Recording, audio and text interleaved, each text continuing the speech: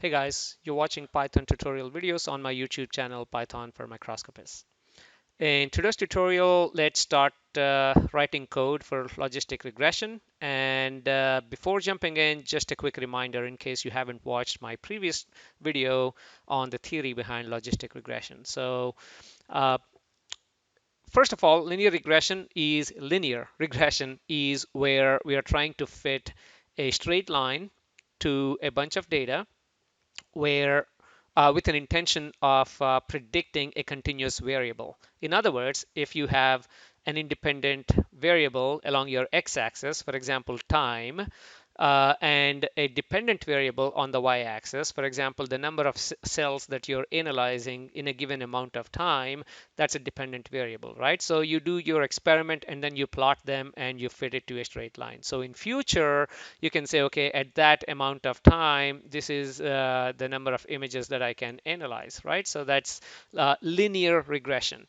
Logistic regression, despite its name, is a classification, is primarily used for classification, especially binary classification, where you can say, okay, I have a bunch of data and you tag it as each data point as either bad or good or 0 or 1 or 1 or 2, right? So it's a binary problem. Or you can say this is a, let's say a cancer cell versus a healthy cell. Anytime you have a binary classification and along the x-axis you have independent variables, right? The independent variable can be the pixel value, it can be the texture metric, it can be any of these other metrics. You can have multiple independent variables, by the way. So that's when you can actually fit a line, and again the sigmoid curve is used, and please watch my previous tutorial to get a slightly better understanding or better explanation of logistic regression. Okay, now let's jump into our spider interface for Python coding. And the data set that we are trying to use, again, this is this semi-made up data set that I have where we worked on this, in the previous, well, not the previous tutorial, but the one before that, where we looked at, okay, there are a few users, user number 1, 2, 3, and 4, and of different ages, age 23, 65, 31, and so on. And each user spent certain amount of time or actually worked on a specific time, 8 a.m., without any coffee, how many images did they analyze? At 1 p.m. or 1300, with no coffee, how many images did they analyze? And so on. So for each user, we actually have the time when they did the analysis, the number of coffee that they had before they analyzed images, and the number of images they analyzed. And I sorted them as good and bad based on, I put like 17 as a random threshold, and I said, okay, anything above 17 images is a very productive day. Okay, so for my productivity, I said, okay, good. If it's above 17, below 17, it's bad. So I took this continuous variable of images analyzed and converted that into a binary problem here. This is a made up problem again, right? So in reality, you have hopefully real data. If you actually go online to Kaggle, for example, you can find data sets for customer churn. So based on a bunch of metrics, is the customer going to leave me, or is the customer going to continue being a customer, right? So that's one example. But from image analysis point of view, I apologize, this is the best I could come with, but this serves as a good data set for this specific exercise anyway. Okay, so with this understanding, let's jump into our Spider interface, and first thing, import pandas as PD as usual. Okay, we may want to plot something, so let's actually do from matplotlib. You can import seaborn if you like seaborn. I like seaborn, but let's do matplotlib for now. pyplot as plt. Okay, these are the two standard libraries I always import.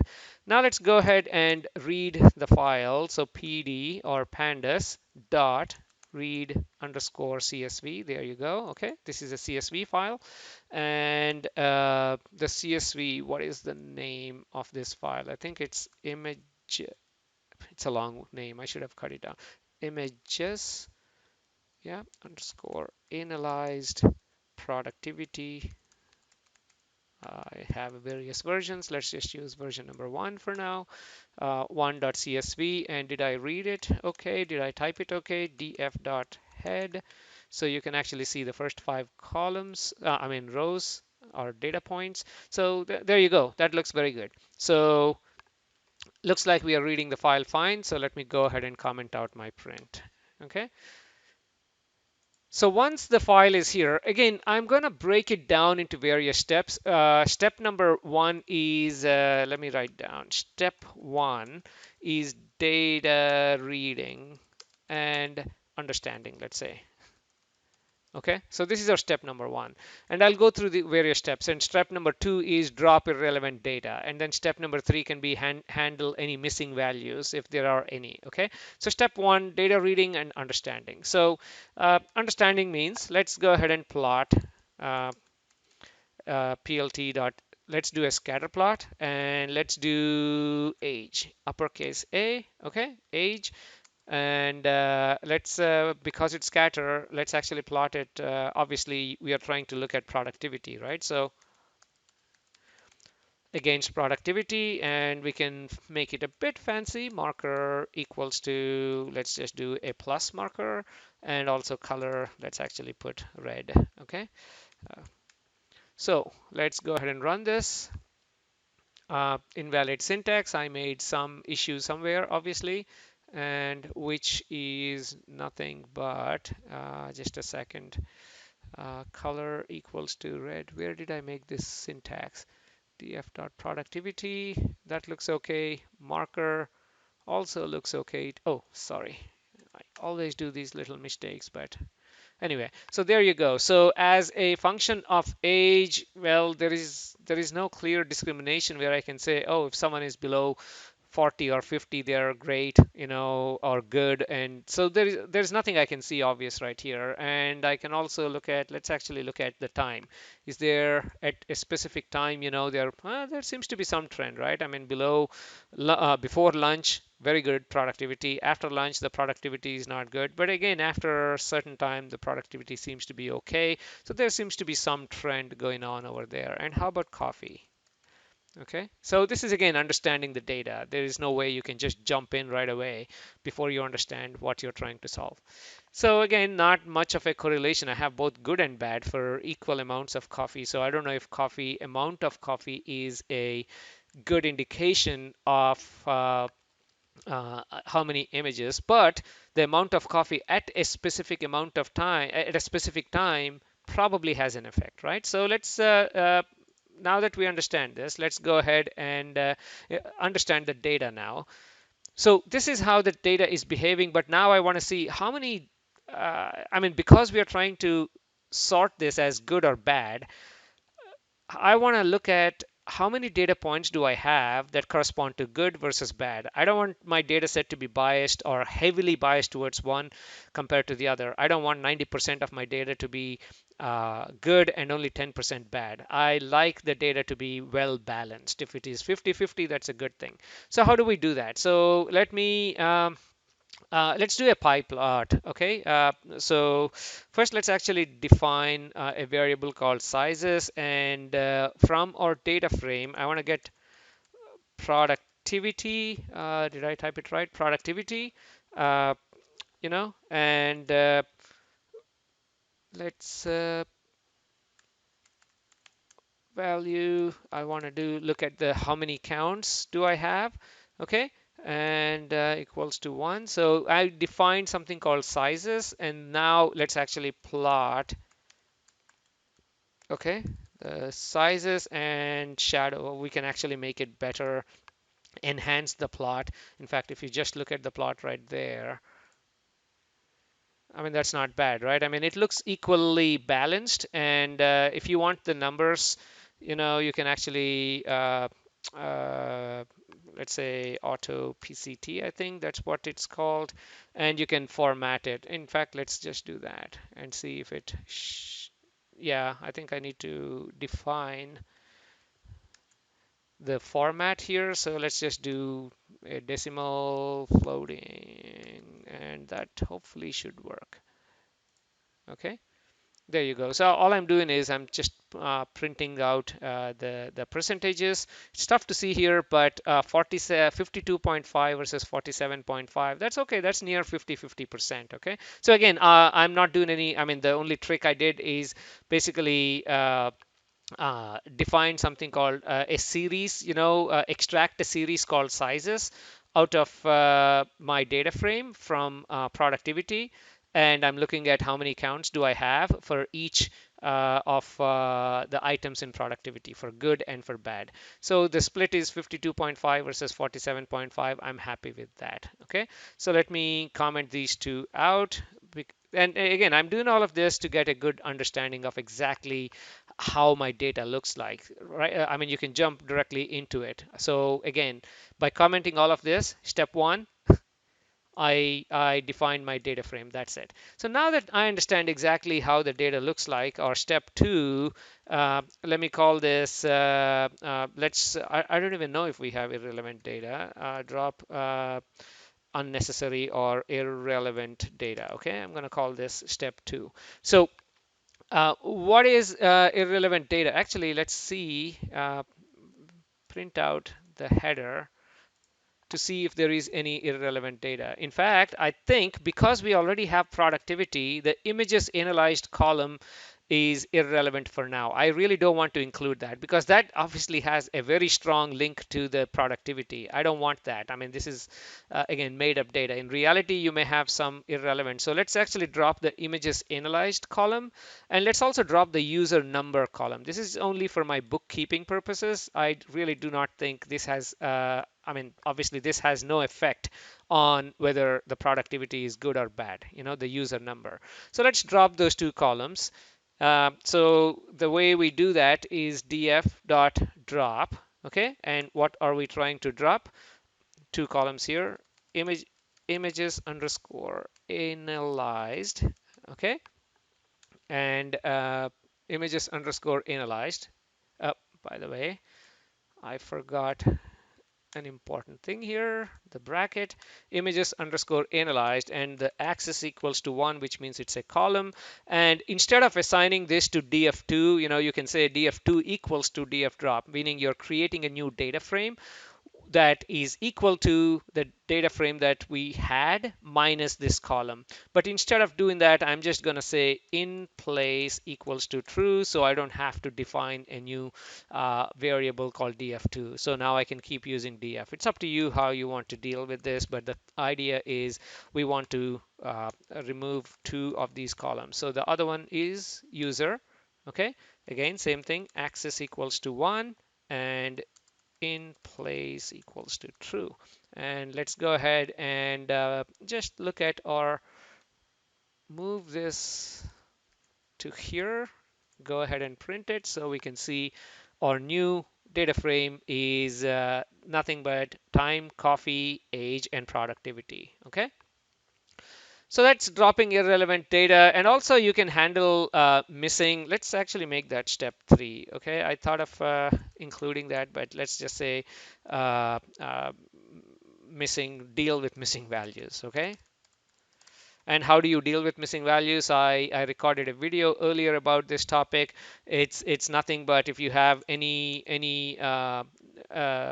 missing values, then all you need to do is df.drop na that. Okay, so it drops all rows with at least one null value. So if you look at this, if there is a missing value right there, if there is a missing value here or here, it drops the entire row. That's the best way if you don't have a lot of missing values. Okay, so because we don't have any of that in our data set, let me go ahead and come back to uh, thinking whether we should make this step 4 or yeah. So now, if you look at this column, the productivity says good and bad, right? I mean, good and bad. Well, it's a binary problem, good and bad, but how does the computer understand what's good and what's bad?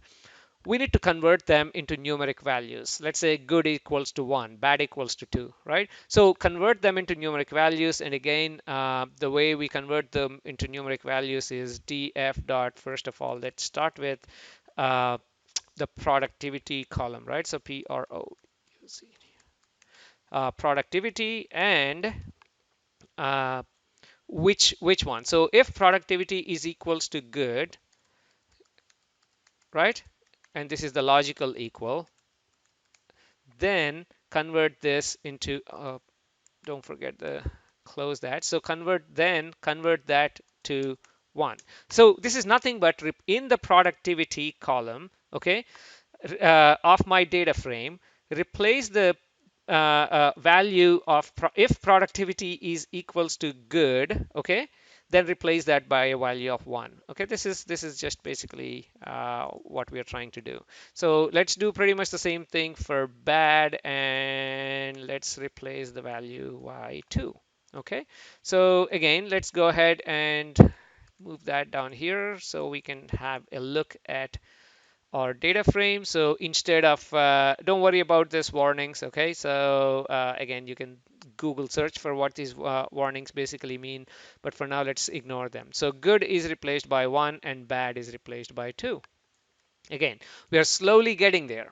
Cleaning up the data is, I would say, 95% of any machine learning task, and 5% is just running those 2 or 3 lines of code, to handle this machine learning. That's pretty much it. So now that we have the data kind of ready, now let's actually prepare the data for our, so what do I mean by prepare the data? Well, in fact, deal with missing values, sorry. Step 4 was,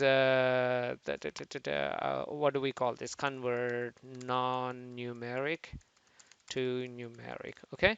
And step 5 is now so the idea is to define our x and y, to define our independent variables and the dependent variables that go into our machine learning algorithm. So I'm just going to call this prepare the data, okay?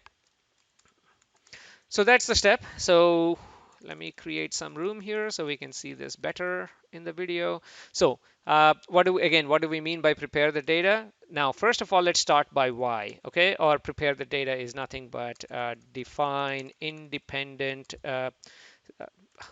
slash dependent variables. Okay, so this is what we are trying to do. So first, let's start by defining y, and our y is again the dependent variable that we are trying to predict. It's nothing but our productivity values.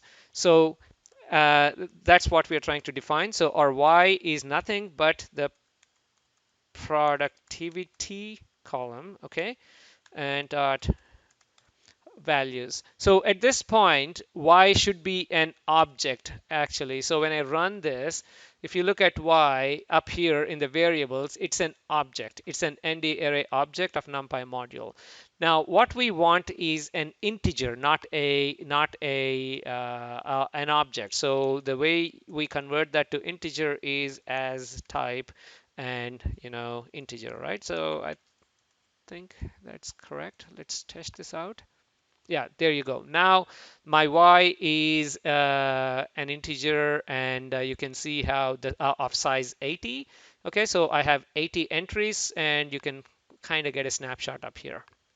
Okay, so that's how we define our y. And now let's actually define the x, right? So x is again independent variables. This is nothing but time, coffee, and age. These are the three values that I want as part of my x, or these are the three independent variables I want as part of my x. So we have done this exercise in the past in the when we did linear regression. So this is nothing but def dot drop, okay? And what are we going to drop? My labels equals to, let's say, the productivity from axis 1. That's pretty much it, okay? So this is one way. There are many ways of dropping this. There are many ways of actually defining x. Eventually, it comes down to, I believe I used a different way in our previous video. I'm just showing a couple of ways so you can actually pick whatever works for you. So let's see if this actually worked. So x dot head. Again, this x is the new data frame that I defined. So let's run this, and we should see, okay, so again, let's comment that out. Okay, so my x is, as you can see, time, coffee, and age. That's it. So X is working fine, and X is a data frame of 80 by 3, which looks good. Y is integers of size 80, which looks good. So this is what we mean by preparing the data or defining the independent or dependent variables. So now once we are done that, what is my step 6? Now, I talked about this again in one of my previous videos. So if you have the luxury of having a lot of data, which you should, when you do any type of these machine learning or any data analysis, then always split the data into training set and testing set. So you can test your model that you created by training on the training data set on this test data set. And again, I explained this split data, and I explained this in one of my previous videos. You use scikit-learn. And by the way, do not just split it manually, because splitting data randomly in a manual way, it can be laborious, and also how random you can, especially if you have a lot of data, it can be pretty difficult. So scikit-learn actually has a great way of doing this. Model underscore selection, we need to import train test split. Okay, so this helps us. Okay, so I thought it gave me an error. This helps us. Okay, so now the values that we want to unwrap out of our train test split, from our x and y, are the x train. I mean the training data points for x and y, and the testing data points for x and y. Okay, so x underscore train, let's assign a variable, and let's assign a variable for x underscore test. This is the test data points, and also same thing for y train, and same y underscore. For some reason, I like y in lowercase, although I used uppercase. So please be careful when you write your code. So train underscore test underscore split. Okay, what do I want to split? X, y, let's give some space, x and y. Okay, and then what is my test size? 0.4, let's say, which is nothing but I'm saying, okay, I want 40% of my data to be part of my test size, and 60% will be the train size.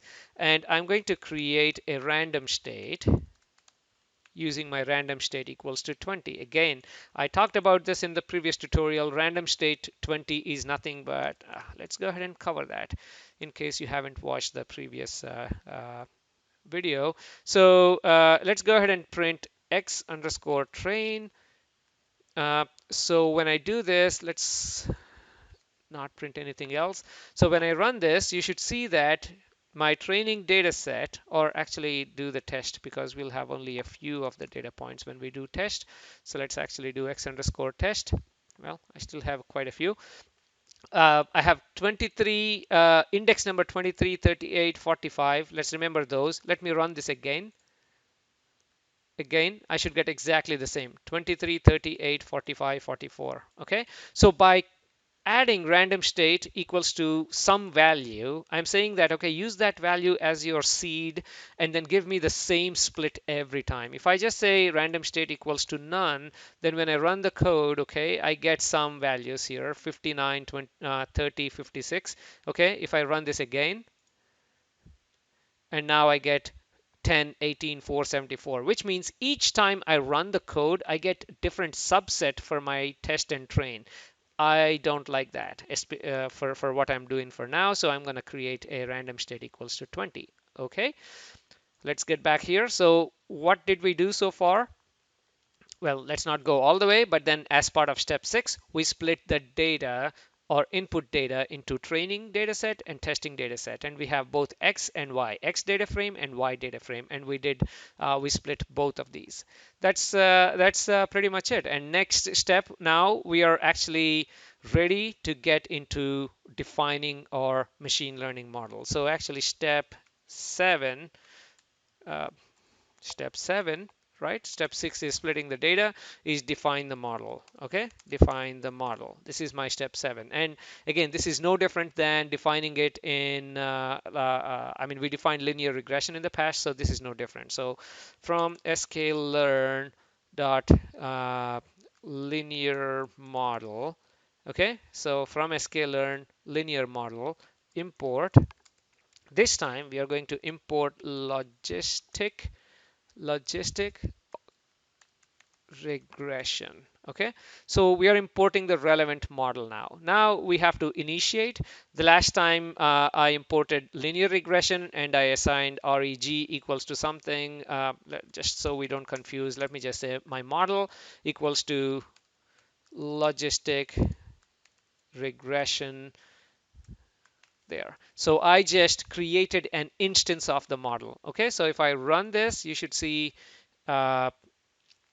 uh, you should see nothing. I mean, basically, I'm trying to see if there is anything over there for model. Nothing. Okay, that's good. So I just created an instance for this model. Now, what do we do? Fit it. That's it. So you create an instant, you fit it, and then you test it. That's it. Fit is nothing but train. Okay, which means, okay, what do I have? X underscore train. Remember, we are not using the entire X and Y. We are only taking the subset that is training and then the subset that is training for X and Y. That's pretty much it. Okay, so this is it. So now when I actually run this, you can actually see, okay, I mean, other than the warnings that we get from converting this to 1 and 2, I don't see much of anything else going on here. So that's a good thing. So model.fit worked out. Let me again create some room. Okay. So now, final step, I think. Let's say step 8. Once we create a model, what do? We just test it. Testing the model. Okay. So how do we test the model? Let's say prediction test. Okay. A new variable equal to model dot how do anytime you want to predict something, this is model dot predict. Okay, and what do we want to predict this on? We want to predict this on the no, not training, but the test data set. Okay, so when we do the prediction,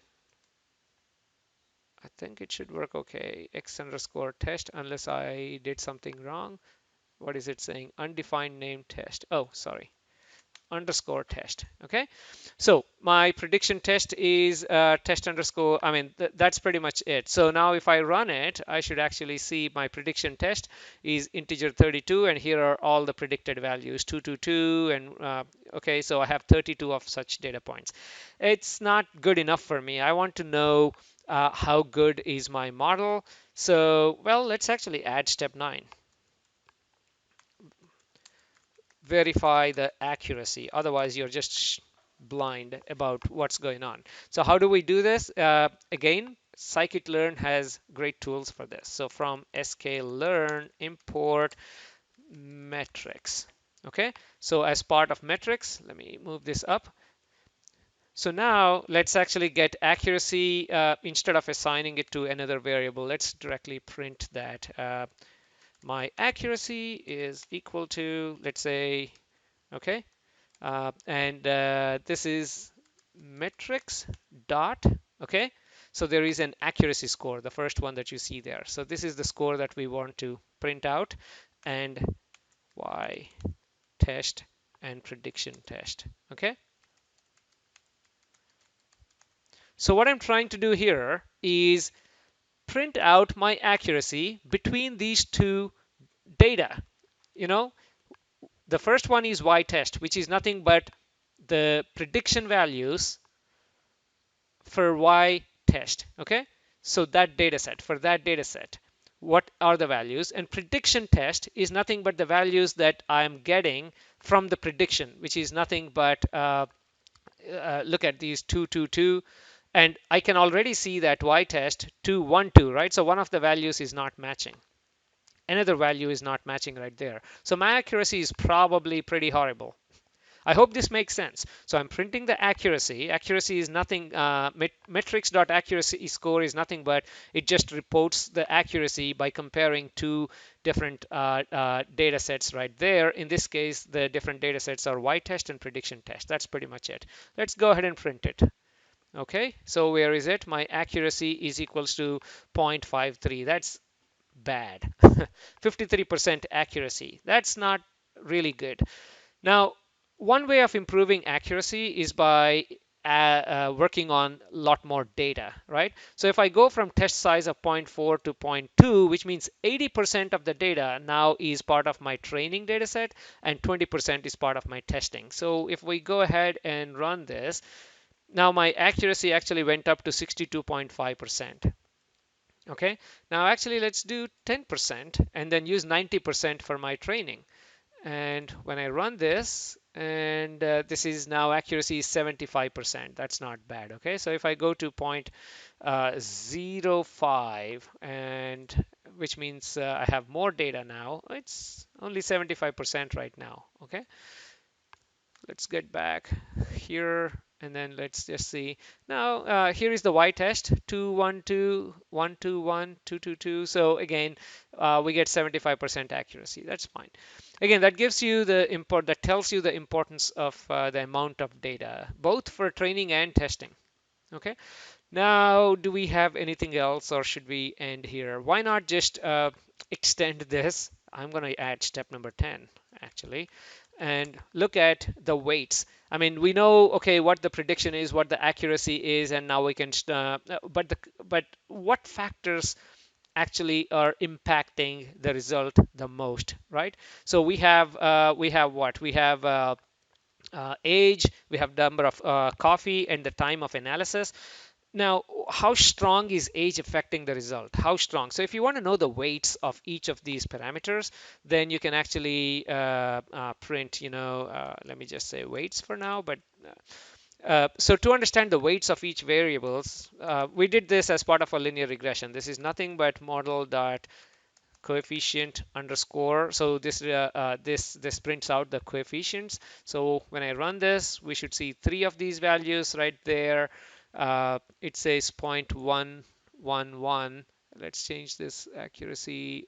Yeah, let's leave that. So 0.111, 0.11 something, and negative 0.004. So this is but which one corresponds to what? Is this time or uh, that can be confusing. Let's do one thing. It's not clear which one corresponds to what, right? So I hope you understand what the problem is. I have the weights, but I don't know which one corresponds to what. I have a feeling this very small value, zero point 0.00, is probably the age, because we saw from the graph that age doesn't have a strong, the prediction is not a strong function of the age. So that's my guess, but let's actually find a way of printing both the column values and everything. First of all, I don't know if you are aware of pandas.series. When you do that, pandas.series, it actually creates a 1D labeled array that's capable of holding any data type. So I'm going to use that to create a new variable called weights, and I'm going to do pandas.series. And what do I want to hold here? I want model dot, okay, and I want to hold that 0. Okay, so this, and if I actually print this out, let's go ahead and print it out. You should see that again I get exactly the same thing. Sorry, let's not do that. I got exactly the same thing because I'm printing exactly the same thing. So let's just do weights. Okay, so if I print weights, now you should see the weights right there. 0.11, 0. You see, that's what series does. Dot series actually does. It actually holds it, and then you see the index as 0, 1, and 2. That's not helping us anyway. So let's change the index to, where is our XX, right there, our X, and then take the same column names. Okay, so columns, and take the values and then assign them instead of this index. All I'm saying is replace the index by this new index, and when I run this, hopefully now we should see that, okay, for time it's 0.111. So that is the relation, and a positive correlation means as time increases, let's say uh, value increases in a way. Yeah, and negative value means negative correlation. I think that's pretty much it. I was hoping for this to be a short video, but I extended a couple of steps. But I hope those you find these to be useful. So just to quickly recap, okay, uh, we started by reading in the CSV file that contains our data, or any file. Yeah, you start with reading the file, and then step two, you drop the irrelevant data, which is basically data cleanup. I could have replaced this by data cleanup. Step three is deal with missing values. We don't have any missing values, but this is not a bad thing to add if you want. Step four, convert non-numeric to numeric. Because in our case, our prediction has good and bad. I said my good equals to 1, my bad equals to 2, right? So this is how I mean, basically converted non-numeric values to numeric. And then I prepared the data by defining what my independent variables are. I usually use y for my independent variable and x for dependent. So y equals to my productivity values, and then I converted the values into y into an integer, so it can predict an integer value when it's predicting it later. And X is nothing but everything except my productivity column, which is nothing but our age, coffee, and time columns. So that's my X data frame. Then we realized that, okay, taking all data and training on it is fine. I get a model, but then how do I know what the accuracy of the model is? So for that, we split our X and Y into train and test. Okay, and then when we are actually doing our logistic regression, we did that on train data sets. And then when we are testing it, obviously we tested this or predicted it on the test data set. Okay, if I actually do train data set, my accuracy would be pretty high. I would guess. So that's the test data set. And then we realized, okay, so we got the prediction result, but I want to compare that with the original values. So we imported the metrics and then looked at the accuracy score between the original values, which is y test, and then the predicted values, which we are holding under prediction underscore test. That's pretty much it. And then our curiosity, basically looking at what's adding, to your, I mean, which independent variable has the most effect on your prediction. You can actually print out the weights, and that's the end of this. And again, if you deal with real life scenarios where, for example, if this is a pixel classification, let's say we read in an image, and at every pixel we have to assign a good or bad value based on a bunch of input independent variables. The independent variables can be, one independent variable can be a Gaussian filtered image pixel value. The other one can be a variance filtered pixel value. The other one can be a variance of different sigma pixel value, right? So you can apply any number of digital filters onto an original image, and then use those filters pixel values as your features or independent variables. In a way, we kind of did feature engineering here, and I didn't even talk about it. Okay, so I hope you found this tutorial to be useful, and now we are getting slowly into this machine learning topic, and I hope you're following the lectures here. And if you like them, please like this video, and if you like this series of videos, please subscribe to my channel. Thank you very much for your attention.